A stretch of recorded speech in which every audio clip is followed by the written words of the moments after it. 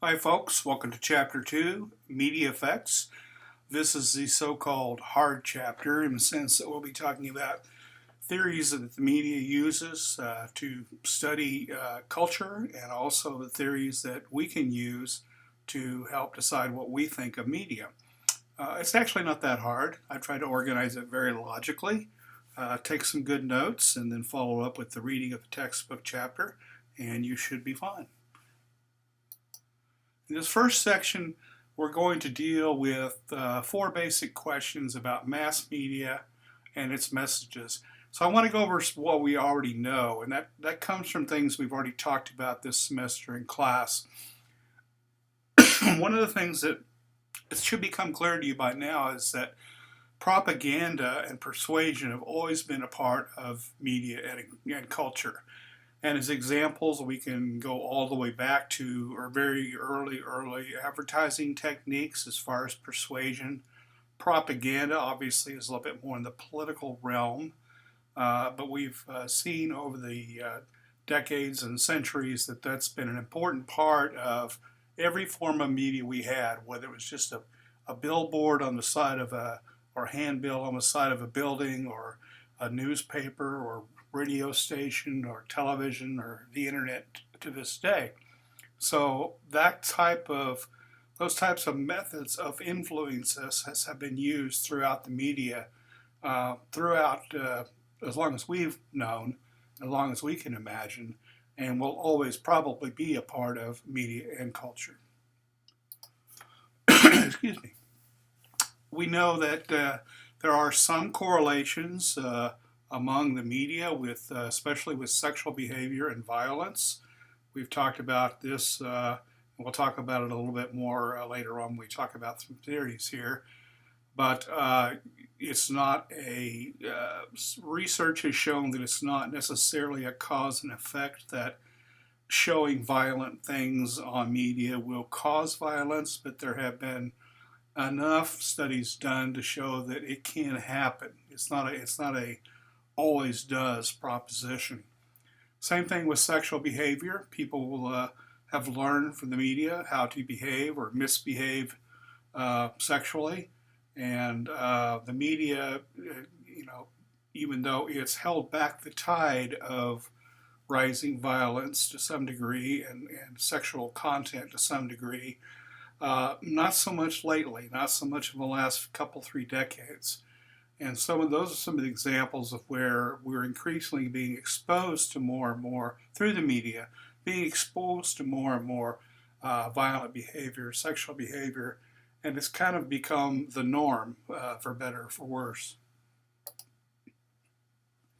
One of the third thing that we obviously know now to be true is that we do use celebrities, and whether these are celebrities that have been in long standing for months and years and decades, or even more than 100 years, but also very short-term celebrities. For example, people who win the lottery and are instantly famous. We use celebrities to decide on important cultural values and tendencies. We decide what to act, how to act, and how to think, and how to talk based on how we perceive celebrities that we most admire. You can say that you avoid that, but I challenge you. Think about that. Think of someone, at least. Maybe it's an author of a book who's a celebrity. Maybe it's somebody who's a movie star. Think of someone you admire, and there's got to be someone out there, and see how much you emulate the tendencies to be just a little bit like them, and to make your world a little bit like them. Culture tends to be formed based on the examples set by celebrities. It also is informed and informed by ordinary people who manage to get together and rally together for a cause. But celebrities stand out. People who are in the news either because they find themselves in the news or because they've thrust themselves into the news. And fourth, we are now firmly in the era of new digital media. It doesn't mean that older media don't exist, but new digital media, social media, and the things that we now take for granted, like the internet, does a large has a large role in encouraging us to participate in the media to participate in ours, and it also encourages what's called content migration. What this means is that if something hits the internet, let's say it hits your Facebook page, you are now wanting to share that information. You take that content of that message and you send it out into the world of Facebook or Instagram or some other form of digital media. You are now migrating that content, moving that content around to a bigger and bigger and bigger universe. So we wouldn't be progressing so rapidly as far as spreading mass media and all the messages contained within it if it weren't for newer digital media. If we were still operating at the pace we did 50 years ago without digital media, we would not, our content and our culture probably wouldn't change nearly as quickly as it has under our current system, which probably explains why some countries that are internet poor, their culture changes, but not as rapid of a pace as America's does. So we're going to talk about, I don't know, a half dozen or so media effects theories. Well, that tea's hot. The first one is what the book calls direct effects theory. When I was growing up back in the Stone Age when dinosaurs roamed the earth, we call it the hypodermic needle approach. And it's the same thing. It was developed in the 1920s and 30s. It's definitely what we call a linear communication theory. And this theory assumed that the public passively accepted media messages. Somebody reads the news on television, the public sits there and goes, well, okay, that must be the way it is. And the theory also assumes that the public would have a predictable response. For example, we're going to war. Okay, let's go to war. And, little Billy signs up and little Susie can't sign up yet because it's too early in our cultural history for her to do that, but she plays her role in going to war. And so this theory just assumes that public information or information put out by the mass media is directly injected into us, and that we're passively accepting it, and there's no individual difference. Well, think about that.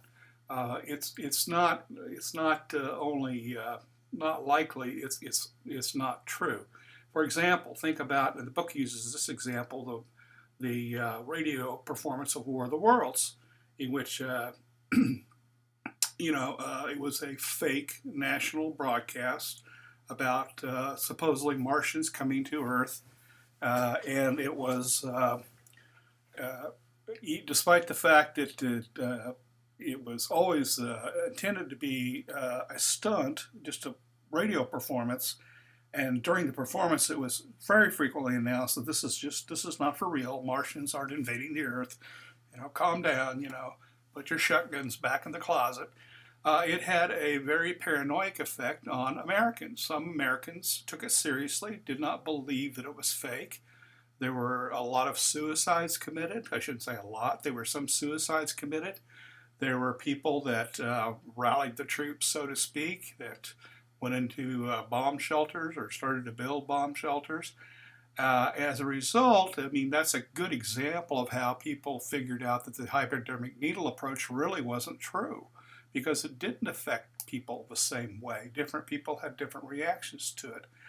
And there have been much more recent adaptations of that radio broadcast on movies and on television and things.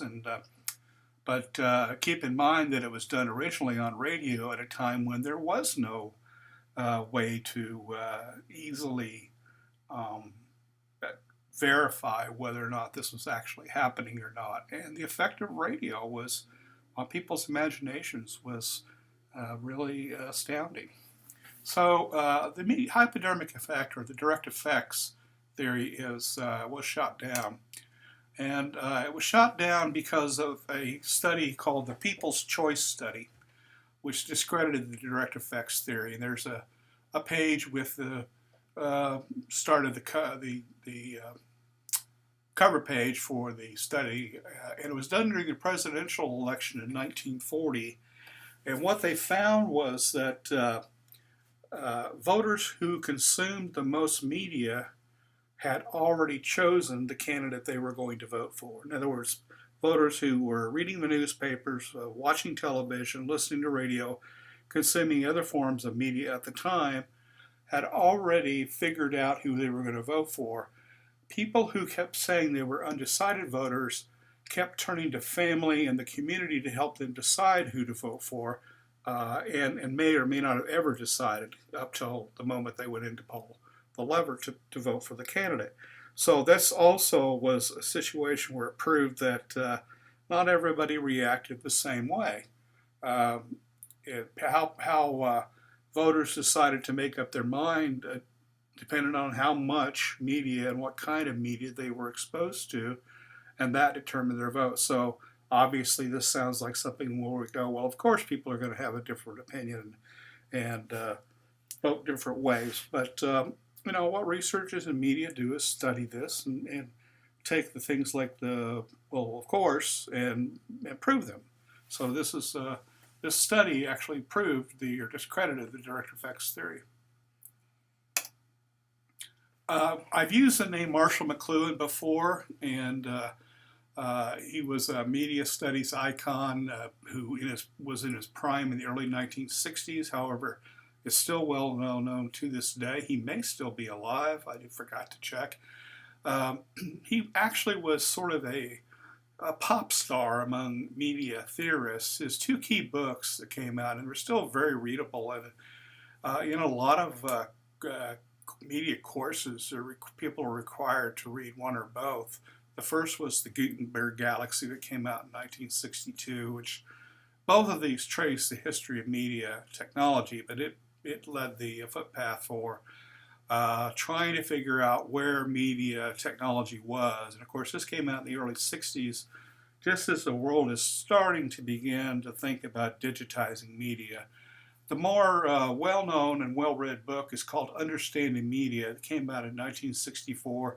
And this is where the phrase, the medium is the message, came from. And I may have mentioned that earlier this semester. It's this novel idea, at least it was novel at the time, that media themselves shape human and cultural experiences. And this is just an extension of figuring out that the media has a role in deciding whether or not viewers or listeners or readers are going to believe one thing or another. Now, people who backed technology in the media, including very early internet supporters, called this concept a media utopia. In other words, in the best sense, if it worked out correctly, everybody would be exposed to all kinds of information and would be able to cross-pollinate each other and have great ideas. And humans the media could help people decide what their culture was going to be like, and it would all be for the better. It would all be Shangri-La. But there are critics, there were critics, there still are, who people say, well, that's not really realistic. That's kind of a utopia. There's not much of a theoretical framework to hang this idea on. It's simply a nice thought. And this concept, although it's very, very important, continues to be debated to today. One of the most important theories is called agenda setting, spelled different ways. Some people hyphenate it. I think it's correctly hyphenated, but some people don't. Developed by Maxwell McCombs and Donald Shaw based on a study in 1972. They found a correlation between issues voters believed were important and issues reported prominently in the media. So, the theory essentially states that the mass media has an agenda and determines what issues the public discusses, not the public. Well, this is related to the old gatekeeping theory of media, which is that the public doesn't need to decide, doesn't want to decide what information it gives. Trust the press, trust the media to give you the information you need. It also acknowledges that if the media decides to cover an issue too much or not enough, the public may rebel. We've seen that happen. It has also led to claims that media is setting its own agenda, meaning ignoring important issues or issues that are important to the public or you or me, and covering up or ignoring issues of public concern.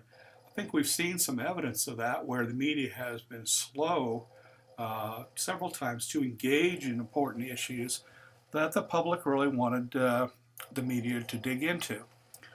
And so now the current situation is that the public sometimes argues that they should set the agenda, not the so-called corrupt or fake news media.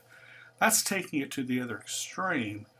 But there is no doubt that one of the reasons for the growth of social media, people creating blogs, people sending out their own messages, using Instagram, using the internet, using Facebook to put their issues out on the front, that one of the major issues for the reasons for that is because they're tired of the media, they say, not addressing important issues. This could be issues of race, sex, fairness, the way educational systems operate, the way political systems operate. So the public has tried to seize the day, carpe diem, and take over the agenda setting function of the media.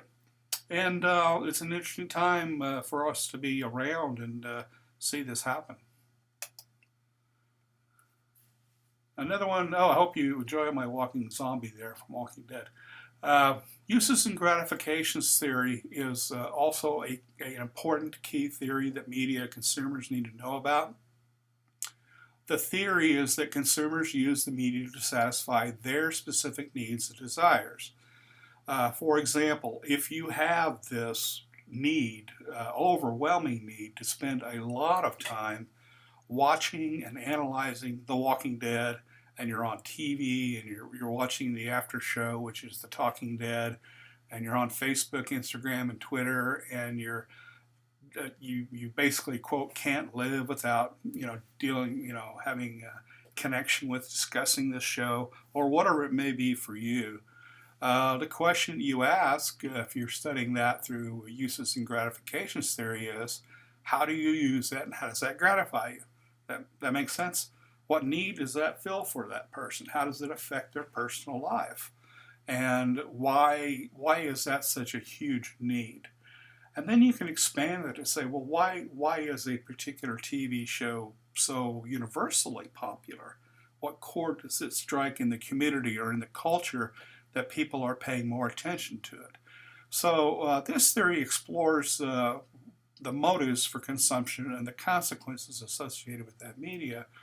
It attempts to explain why big things get big and why some things fade from the cultural landscape. The symbolic interactionism theory is concerned with how you use symbols and human interaction to define yourself and communicate with others that are most like you. And I've used the example of someone who was born and raised in Wichita. So you automatically have a connection to Wichita, to Kansas, the United States. You're affected by local slang, food and drink, social causes and customs, educational systems, religious and political beliefs, homegrown celebrities, even by the flags you see, and I've got cleverly a Wichita flag there. So that doesn't just count the fact that media of all sorts can propagate other symbols and meaning that influences you, changing your sense of self. We'll get it right one of these days.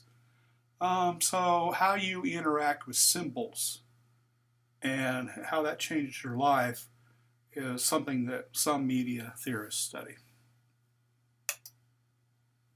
Spiral of silence, it's one of my favorite of the theories. I don't know if you can decipher all of that little diagram up there from Elizabeth Noel Newman. But think of it this way: those who hold a minority, and I don't mean minority in the sense of they are a minority person. For example, they're not of, uh, let's say they're of a race that is not part of the minority. It doesn't mean racially minority. Those who hold so-called unpopular opinions, opinions that don't get along with the mainstream of people, silence themselves on purpose to prevent conflicts with other people and to prevent social isolation. In other words, the people in class who you've been into who never say anything. Now, I doubt that anybody in college is dumb. I, they may be shy, but this goes beyond this. This is the idea that some people refuse to express opinions because they're afraid they'll be mocked, taken advantage of, that their opinions don't matter. And so, as those minority opinions, the one person, if you're the one person in the room who says, well, wait a minute, I don't agree with that, and you know you're going to be shouted down, as your opinions are silenced, the illusion of consensus grows. For example, if I ask 50 people, how many of you believe this and how many believe that, and uh, uh, 48 hands go up and 2 people don't raise their hands. Well, I know there's at least 2 people there that either don't have an opinion or are afraid to speak up.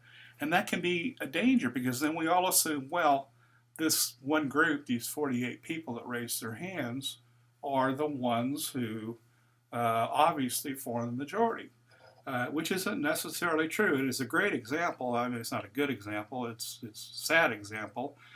Many people in Germany, just German citizens, opposed Hitler's buildup right before World War II, but they stayed silent. They were afraid for whatever reason, or they didn't want to go against what they perceived was the majority, and we know what happened. World War II happened, and even the German people suffered terribly under those conditions, not to mention many, many, many other people. So number 7 is what we call cultivation analysis. This is the idea. There is evidence to support this. There's also a little bit of evidence that says, no, this isn't always true, that heavy exposure to media causes people to develop an incorrect perception of reality. If this goes to an extreme, it means that people actually end up with mental conditions. But for an example, TV contains a lot more violence than the real world. Statistically, that's true. But people who watch a lot of TV may come to believe that the world is more violent than it really is. A TV station that reports there were multiple shootings in Wichita over the weekend may leave you with the idea that there's going to be multiple shootings in Wichita for the foreseeable future, or when are these shootings going to stop? But it's generally true that things like violence is not as pervasive as people think it is. And a little cartoon there, a cartoon is meant to illustrate how somebody watches a film and they literally want to act and think and talk like that. There's evidence that this is true. There's also evidence that it's not as widespread as it may be. That's why I said heavy exposure to media causes people to develop an incorrect perception of reality, but it doesn't mean that everybody's turning psychotic. The same thing may happen in other forms of media, like movies, and for other subjects, like sexual attitudes. I think my personal opinion is that we've been hearing a lot about, we've heard a lot about people who have mistreated women, who mistreated minorities, mistreated lots of different groups of people. And part of that pickup comes from that culturally they have cultivated these feelings because they're exposed to it a lot by the media. Okay, that's the end of part 1. After you've had time to get a coconut raisin bar, come back and watch part 2. Thank you.